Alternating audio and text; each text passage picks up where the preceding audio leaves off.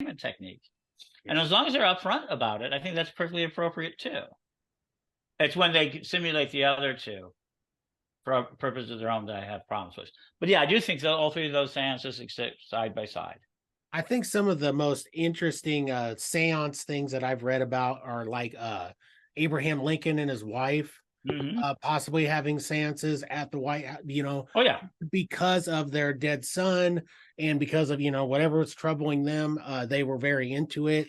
I just find that extremely interesting and there's plenty of literature out there where they talk about that sort of thing. But, Abraham Lincoln and his wife, they had an extremely interesting life in general and a very tragic life in a lot of ways too, obviously. But I mean, seances have been going on forever. Is a seance something that is part of the culture of the witch, so to speak? And I know that that's a broad statement because there's so many sure it is. different types of witches. Speaking and dealing with the dead is definitely a witch's role. Mm-hmm. So to give you a little bit interesting fact, probably in tradition out here is in Danville, Illinois, where Abraham worked part of the time, most of the time, when he was a lawyer. Yeah. And spiritualism is really thick here. So spiritualism has been with us a long time. Mediumship comes from that background of mediumship. And it came out of Europe. It's been with us for a very long time. And it's suppressed. And every once in a while, when you get out into the frontier areas, it comes back. And you had both the Fox sisters who were, found to be kind of real, but then when the money started really getting good, and this is what really happens to these poor people. Yeah. They do a really good job and they get an audience and they work really hard and they get more money. But now the audiences are getting more jaded. Right. They're not really believers. And the question is, can you stay on your believer's trail? And that's what Abraham Lincoln did. He was a believer and things like that.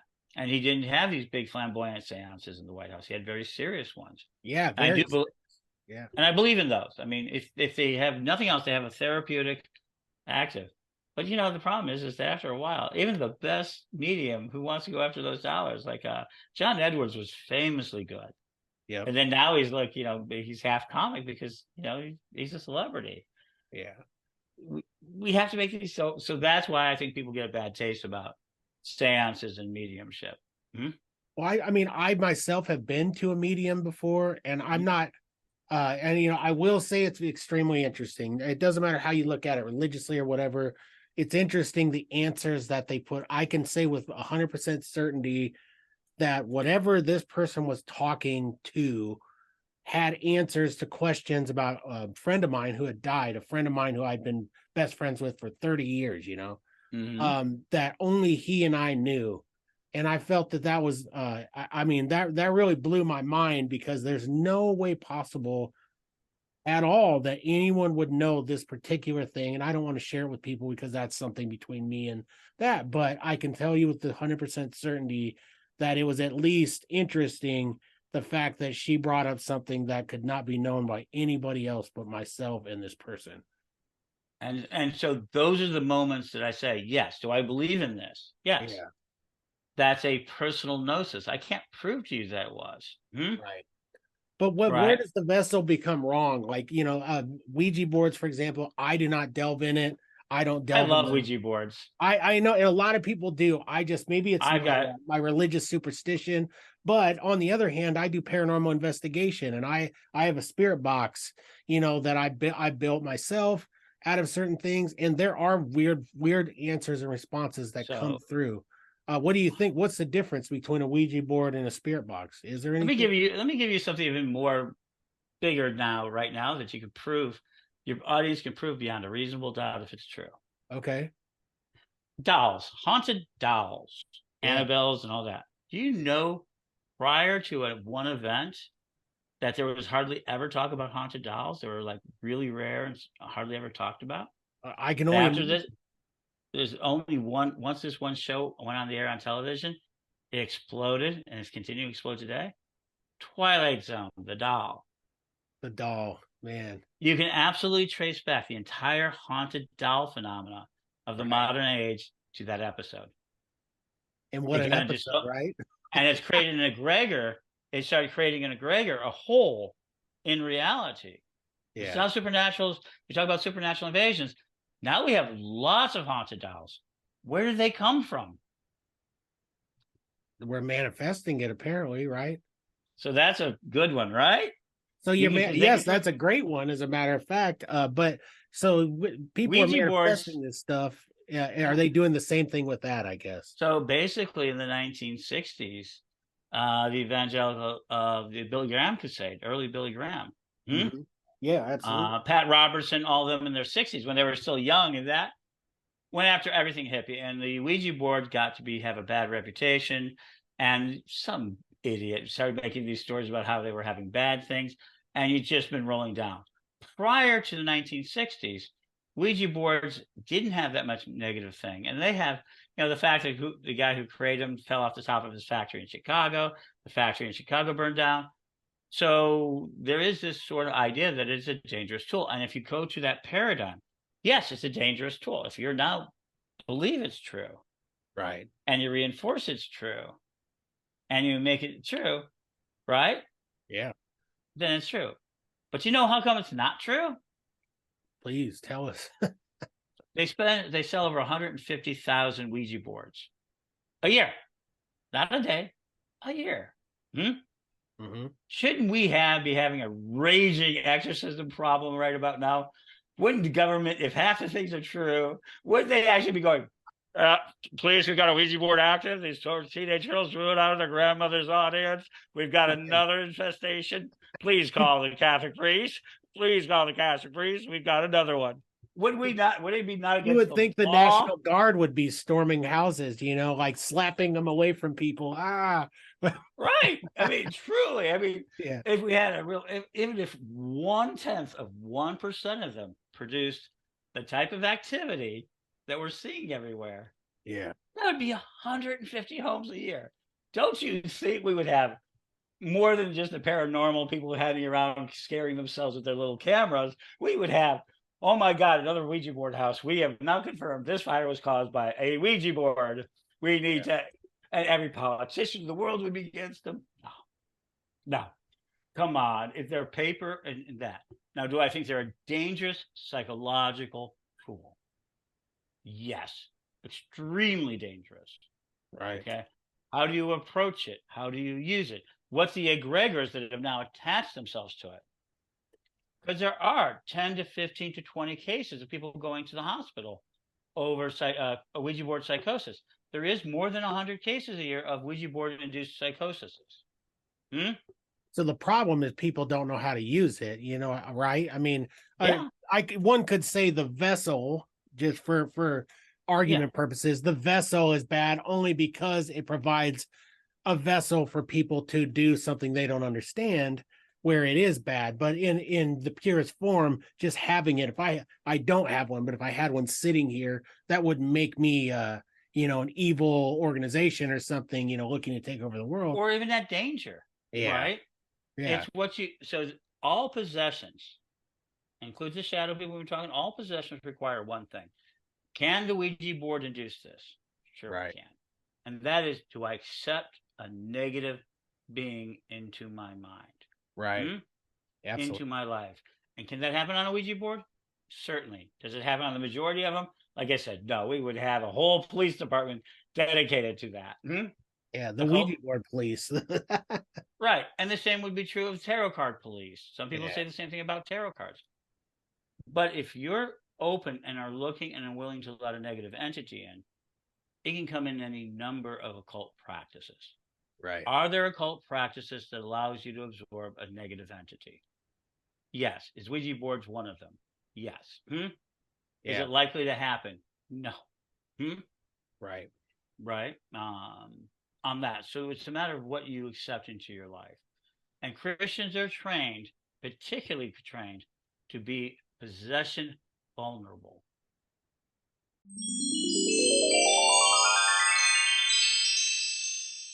There was a biracial same-gender couple. The Black partner had died and her white widow wanted to speak to her. See this face? Nice kid from Cherry Hill, New Jersey. Manners. As soon as I got her person, what came rolling out of my mouth in flawless urban ebonics was, well, shit, if it ain't my white bitch. And I'm going, But the woman in front of me was laughing hysterically because that is how her partner Isabel walked into the house after every business trip. Yeah. Second story, a woman, this was in York, Pennsylvania, wanted to speak to her late husband. He died about 6 months before. I only had what I just told you, and his name was Ordinary. But then I feel my arms go out and my head to him, hey, baby. That's how he walked in every night after work. Wild. Now, that's the kind, do I get that all the time? God, I wish I did. But especially that first one I gave you, that's why I will not do it in public, because I do not censor what comes out. And if it's something that's painful or vulnerable, that should not be in front of an audience of 200. It just shouldn't. Yeah. No, absolutely. I understand that. So you're saying that I probably shouldn't ask you to read anything with me, is what you're saying on a podcast. I won't do it as a medium, but as a certified tarot master, you bet. I've done tarot cards on all the time. If you want me to try to pull a past life for you, I can do that, because it is not a vulnerable thing to you. Yeah. I mean, See that? I hate to put you on the spot. I would love to do the past life thing because it fascinates me the most. Okay, we can do that. Especially like, for example, when there's a child. Okay, I've given this example before. There's been children that have come forward and they've said things about the Titanic. They've said things about the Civil War. They've said things That's right. that are so accurate to that time and to what they would have been doing that it's unmistakable that they were a part of it, right? And you know that Right. very well because you deal with it all the time. Now, there is a difference between past life retrieval Mhm. and past life regression. Most people know regression. That is where you are hypnotized and you're the one that goes wandering around in the Akashic. Yeah. Uh, must only be done by a certified hypnotherapist, past life regressionist, which I'm not. What I do is retrieval. You give me a phobia, an obsession, a person, a place, and the situation that is bugging you, and I'm the one who goes up to the Akashic, pulls down the book, and says, "Read chapter 2." 2 examples. Woman came to me and said, "I don't know what to do about my son. He's 29. He won't make any decisions without my input. He won't live more than a mile from me. This is not normal. What's going on?" 30 seconds. I said, "Okay, I'm seeing Utah Beach 44. So this is D-Day. Your son is on the beach. He's a soldier. He's got a lot of shrapnel in his leg and he's bleeding out. You're his commanding officer, and you scramble over the dune. You pull him to safety. You take some shrapnel too, but you both live." And I opened my eyes and she says, "Can you see my rank?" I said, "Yeah, you were a sergeant." She goes, "He's called me Sarge since he was 3 years old, and we never knew where that came from." Oh. Number two, woman from out in your neck of the woods. Family had no relation to the Civil War at all, but was fascinated by the Underground Railroad. And so I said, "Okay, I'm seeing a whitewashed room, low ceiling. There are two tall gentlemen, one in military uniform, one not. They're standing by a rickety iron bed. Their heads are bent because they're too tall for the room. You are kneeling by the bed. Dress looks about 1862 or 3. It's dark gray. It's got black soutache around the peplum, the sleeves, the hem. There is an old, wizened black woman in the bed, and she's dying, and all of you are grieving because you had managed to get her out of a Mississippi plantation, and she was almost to the end of the railroad, but she wasn't going to make it." And I opened my eyes, and this woman is crying and has said, "I've had that exact dream for 20 years. I couldn't understand why." Boom. Can Is I it always like that? No, I wish it were. ask you about dreams? Because I want to preface this. Do you know a lot about dreams, obviously, and what they mean? I know some. I know Okay. some. So Ask me. I yesterday, for example, and it's strange that just happened to be the case. I had a dream about a friend of mine from high school. It was his Mhm, dad, and I'd only met his dad maybe twice in mhm, our life. Okay, he was a former pastor, and he was in a certain suit, and it was really strange because he came to my dream and I was getting ready to go. I do paranormal investigation. I was getting ready to mhm, go do a ghost hunt, and he came to me in this dream, and he kept wanting to be a part of it without saying he wanted to be a part of it. Okay. So mhm. I wake up, I find it to be a little bit weird. I fall back asleep, and his son appears and the dad disappears. Well, when I wake up, I start thinking about it, and it just started to bother me. It was like, why would this guy be in my dreams? I've met him twice. I saw him once at a football game, and once in his natural environment, whatever. And I looked at some pictures of him through the sun, and this was the exact guy, you know, that I saw in the suit, in everything. I'd never seen these pictures before. I've never looked him up on, and it was just so wild to me. How is that even possible? And why would you even fast it to know just a little part of why he would come to my dream? Well, if he was pastor, it could be that the paranormal investigation you're doing, maybe there was a violent death, Hmm. someone who is what I call in the gray spaces, hasn't made it over to the other side. Yeah. Okay. Now, I don't know if your friend and the pastor lived anywhere near where you're going to do the investigation. Did they? No, they did not. Okay, so there's no actual this world connection. I think it's that. I think it's that. You think they're trying to tell me something about that particular investigation, that maybe somebody hasn't crossed over, or maybe somebody needs help? Mhm. I do. I think it's completely benevolent. Yeah. It was just, They weren't saying you shouldn't be doing this. They're saying, can I help? yeah. I was just floored by it because, like, in the dream, for some reason, I knew it was his dad, but I have not seen a picture of his dad or even seen his dad's face in years, you know, since I was in high school, 20 some years, right? Hmm. And Hmm. then I look at this picture and it was the exact man. I mean, it was his face, it was the way his hair was fixed in these pictures, it was the type of suits he was wearing. It was the guy. I mean, no doubt about it in my mind. So I mean, that's very interesting to me. Thank you for letting me share the dream and you kind of giving your analysis on it. I appreciate that. Sure. Sure. So so yeah, I mean, like I said, I don't want to bombard you with any of that type of stuff. I probably should have checked with you before the show to see if you're cool with it. But if you're willing to do anything of those natures with me, such as past life or anything like that, I think that it would really help the listeners to Okay. understand more of what you guys do. Okay. Now, before we do that, I'm just going to explain why the universe has me as a past life expert. When the universe hands you your draft notice and you take it, it goes rifling inside you to see what your talents are. What do? I was a theater major at Brown University. I acted in New York, so I understand characters, scenes, voices. Words are my drug of choice. I'm a writer, so I can tell the stories. And I have loved history since I was a wee thing in single digits. So you give a vision to someone else who does past lives, but doesn't have my historical background, and me, same vision. They would probably say, well, it's a long skirt and a big hat, and you're in front of something really fancy. I think it's Europe, maybe in the 19th century. I could see the same thing and go, hobble skirt, picture hat. You're standing in front of the Brandenburg Gate, so that has to be Berlin in 1911 or 12. On the other hand, do not ask me to do spirit art because I cannot draw a stick figure with a sharp pencil and a lot of prayer. Not my wheelhouse. Okay. Right. But that is why, for me, past lives are delicious. So I need one of these things: Okay. an obsession of yours, a phobia of yours, a place that's always fascinated you that makes no sense. It's like I'm Scots Irish. Why do I have this thing about Peru? Or a person that means something to you out of all recognition. Why, you got the pastor thing.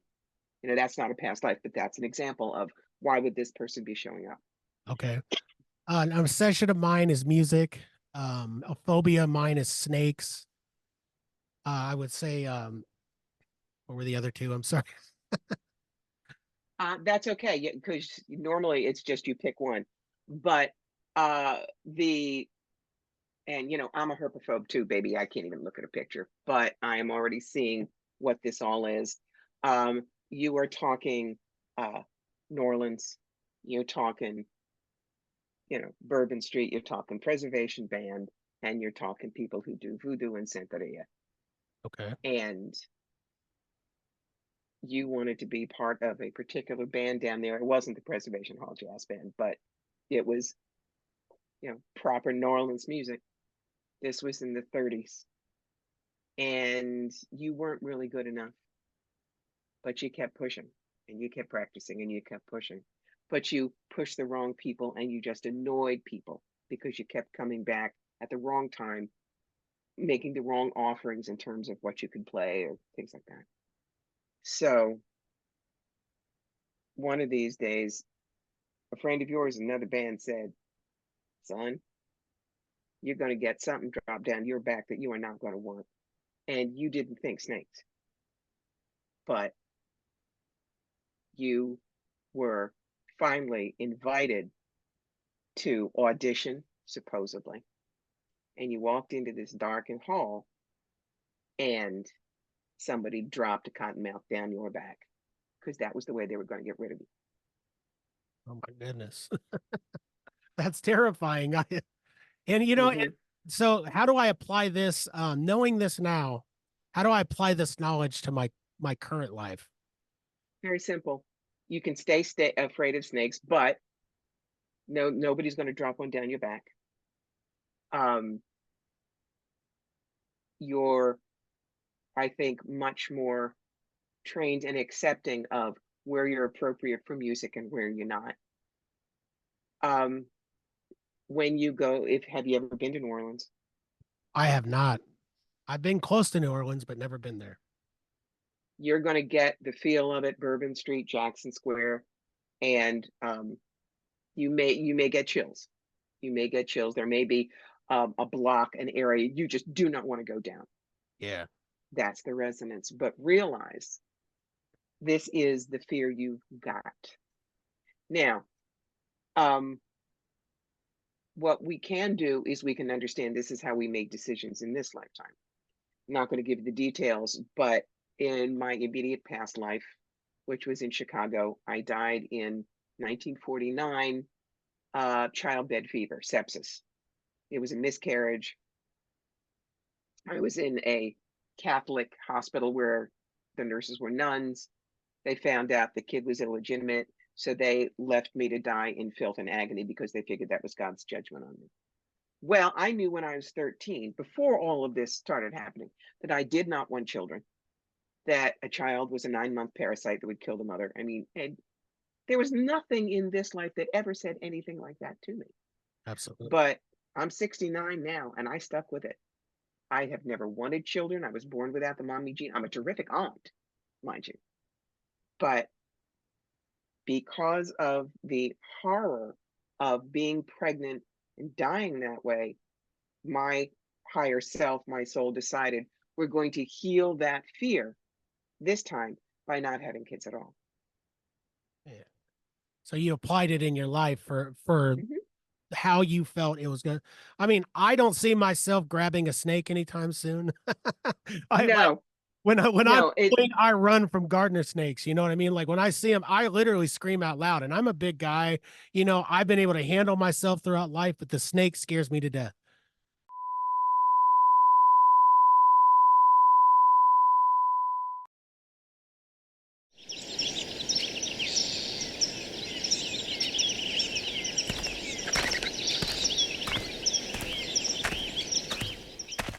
Hey there, human friend. Are you tired of your beard looking like a bird's nest after a windstorm? Whoa, what? Who's there? It's just me, your friendly neighborhood Sasquatch. I couldn't help but notice your, rustic beard situation. Right? Thanks for pointing that out, Bigfoot. But what can I do about it? Fear not, my follicle challenge friend. Introducing the Elegant Sasquatch Grooming Company. We specialize in grooming products that'll make your beard as majestic as a redwood tree. Elegant Sasquatch? Sounds fancy. What do they have?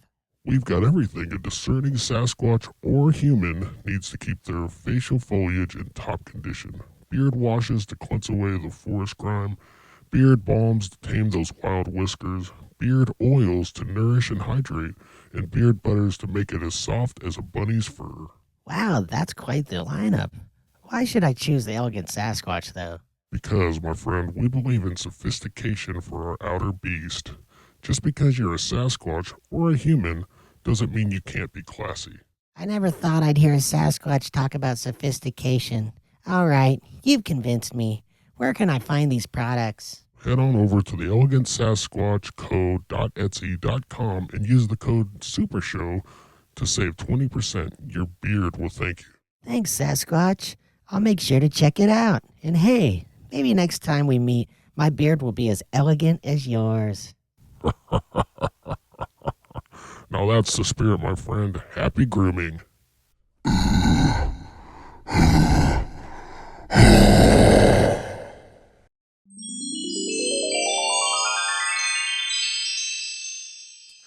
Would you be willing to talk about like and by entities in that I mean ghosts? This used to be the Paranormal Super Show. I do paranormal investigation, so I'm extremely tapped into this. But I want to talk about how does an entity attach to somebody and why?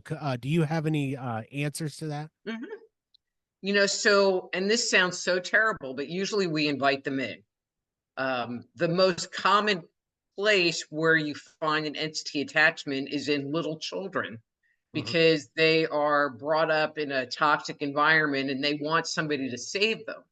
And so they invite the entity in.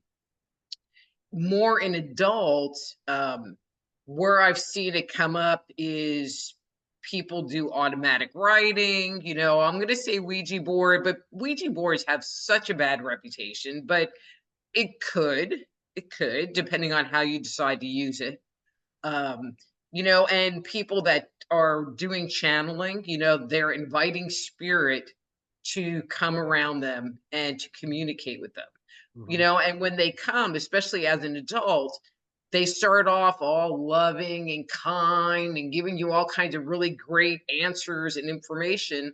And then over time, the message starts to change and it starts to become more negative and more controlling in nature. But by that time, it's like you've already invested in it and you don't understand. And now you have an entity attached to you. Right. What's interesting to me because like different investigations I've been on, especially recently, there's been some weird responses that have come through. And a lot of people don't necessarily even believe in like the spirit boxes but I've built some spirit boxes out of different guitar pedals, all sorts of different things. And there have been some weird responses. And so in particular, like the SB7, for example, are you aware of what that is? Not Okay. I go in as the group psychic, and so everybody else does the equipment and I just like show up and like Exactly. talk. And I can't wait to dive into it more with you on that. But the SB7 is basically it's like just like a regular like a little transistor radio, right? And it sweeps back and forth, and you get weird responses. And sometimes it's like okay, every time it cycles through, Right. it's got to be the radio station. But then there's other times where things we take the antenna out of ours so that we eliminate that good or bad, and we still get responses coming through. So when they come through Mhm. that and the noise gate guitar pedal and all that stuff, that's probably pretty substantial. Something's really trying to communicate, I believe. And so I don't understand like why they come through with what they say. Sometimes it's complete nonsense. How hard do you think it is for the entity to communicate with us? That's a great question. I have to think about that for a second. I think, all right, so this is just, my off cuff response. I think some entities, okay, so all right, so when I use the term entity, I'm talking about an entity attachment, where they're attached to you and they're trying to control you versus a ghost or a dead person. I joke around about that a lot. But I think some have more of a presence in the world, so it's easier for them to come through. There's more emotional energy or whatever that they bring to the table. And I've seen this happen also where there are high EMFs, so they kind of latch onto that and come through more. And then there's the whole part of do they want to talk to you or not? If they don't want to talk to you, then they're not. Exactly. And so you're a they bring you in as a psychic for some of this stuff. Have you been on a lot of investigations, and how does that usually go for you? Have you always had this gift? So I didn't realize I had this gift till I was in my 30s, but it was always there and always very strong. Um, and they always bring me in as the psychic. I never do any of the other stuff Yeah. ever.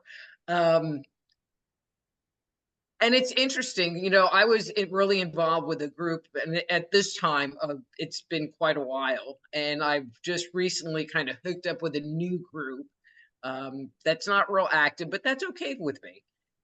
And there are a lot of investigations that I've gone on where there is either nothing happening, that there is like stagnant energy, like you're going, it's like, wow, there's this energy and it kind of revolves around this closet. And that's where their complaint is. Cause I never know, when I go in, I just am like, I'm going to go walk over there. You guys have your conversation and I'll like let you know what I see. And I'm like, okay, there's like weird stuff going on in this closet. And then I find out that that's where the issue is. And you open up the closet and you're surprised like stuff doesn't fall on you because it's like their anxiety closet.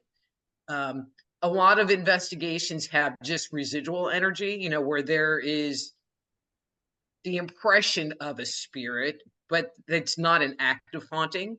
And so the smallest percentage are investigations where there actually is a physical entity there. Yeah. And so would you say without a doubt, this is a question I want to start asking people, especially when I talk to a psychic, you tap into it. Would you say without a doubt 100% that ghosts are real? I would say without a doubt ghosts are real. Okay. That's fair. I mean, if I can go to a place, okay, so I'm going to give an example. So there's a place in Jefferson, Texas called the Peak. Okay, it just totally left the Grove. It's called the Grove. And so we were being filmed for this movie. And so again, all I know is we're going to someplace, and obviously there must be some kind of activity or complaint because we're going. And we're pulling up to the house, and I look on the porch, and there's this old guy with like a white beard, and I could see like 3/4 of his body standing outside the front door. And so I'm getting out of the car, and I'm waving to this invisible guy on the front porch, only to find out that the guy had been the owner.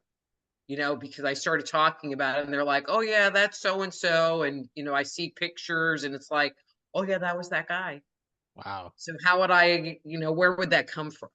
Right, because they don't give you prior knowledge of any of this stuff, right? I mean, that would be the best way to deal with a psychic if you're going to bring him into an investigation, correct? That's how I prefer it.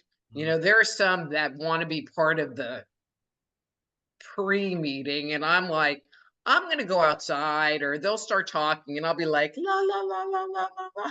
Yeah. Because I don't want to know. Because it contaminates me. And two, they don't know if I'm giving them an honest read, because if I know what's going on, then I could just sit there and go, oh yeah, blah, blah, blah, blah, blah, which is crap. I mean, and I've known psychics who have done that, and then they just kind of regurgitate stuff they found online, stuff they've heard from other people. And I'm like, okay, so you're saying that, but I'm not getting that at all. Yeah. Well, can you go to any location anywhere and pick up on some sort of energy? I mean, is that I like to ask the psychics and the mediums I talk to, like, I guess my question to you is this: if you can tap into it like that, can you shut it off, or is it always coming to you in waves? So I explain it this way. I put my psychic glasses on. I think people that have been very sensitive their whole life learn to turn it off. And so for me, it's kind of like I have to kind of turn it on. Yeah. But not every location that you go to has spirits in it. Right. So there's a house, which I feared was going to be haunted as hell, that there was a double murder in the house. A double murder. And it's down the street. And it's on the historic walk through town. And it's like, but it's known because there was a double murder in the 80s. Yeah. And there's nothing in that house. Nothing. And you would think. Oh, I mean, most people would think any place of that sort of where that sort of attention comes to it because something tragic happened, that it would be haunted.